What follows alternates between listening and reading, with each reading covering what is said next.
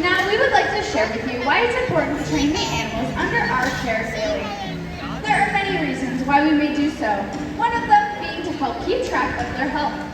This can include collecting blood, breath samples, body exams, and much more. Another main reason is to keep them mentally stimulated.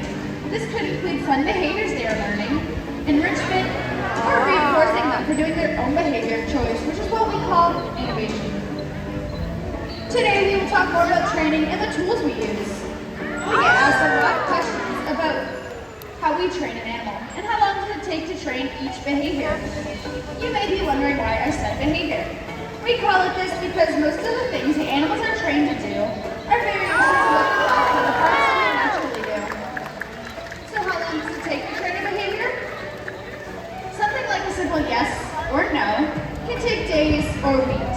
Something more complicated, like the jump for aerials, can take months or even years.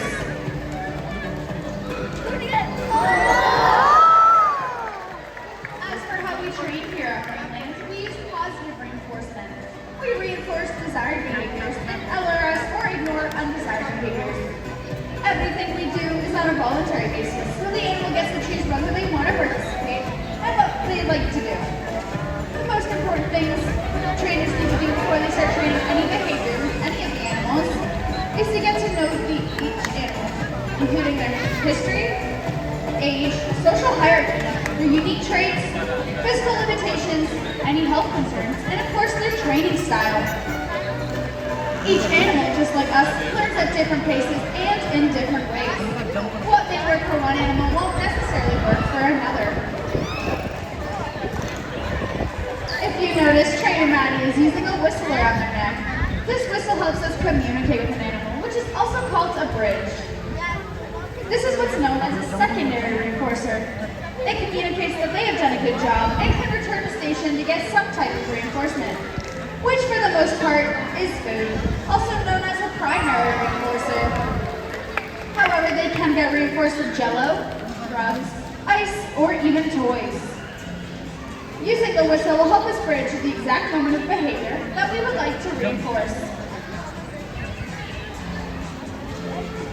If you take a look at Trainer Britt, beside her is something called a target pull. Target pull acts as an extension of our arm to train the behavior a little farther out than right at station. This is one of the first things animals will learn how to do before learning any behavior. A target can be a pole, a hand, or even an object of some sort, and they're trained to touch any part of their body to the target. Well, the dolphins living at Marineland know they will have all the fish that they need and don't have to worry about anything. The ones in the wild are not so lucky. A lot of times they can end up tangled in fishing nets or hit by boats as people try and get a closer look at these wild animals. As more people make the decision to go and see them in their natural habitat, it increases the number of boats in the water and the amount of pollution in the water. This increase in pollution has been shown to have a direct effect on the algae, which creates what are called algae blooms. This in turn produces toxins that build up in the food chain, causing illness and death in top predators like dolphins. What can you do to help protect the oceans? Ocean conservation is a vital way to ensure the survival of all living species. To protect wild populations, we must create a safe and clean habitat. Cleanups can take place anywhere. You do not have to live near a beach to partake in one. You can also reduce your carbon emissions. There are many ways to reduce your carbon footprint, both inside and outside your home. Take a bus or bike to work.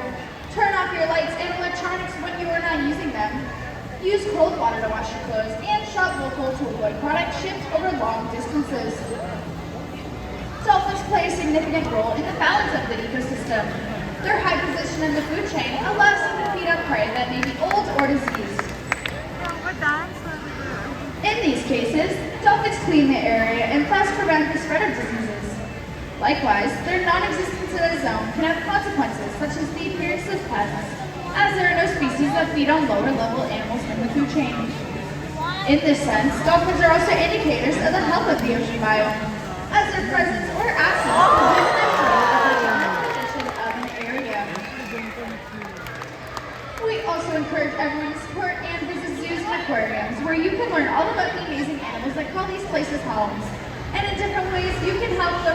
counterparts.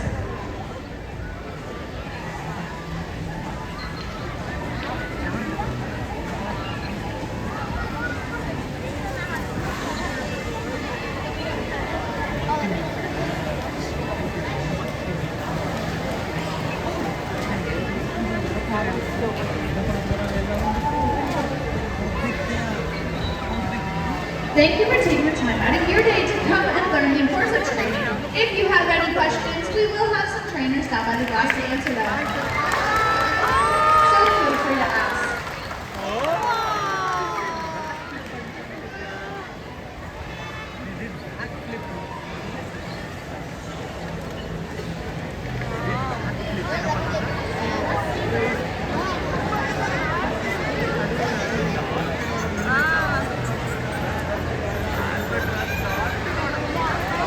We hope you have a whale of a day here at Marineland.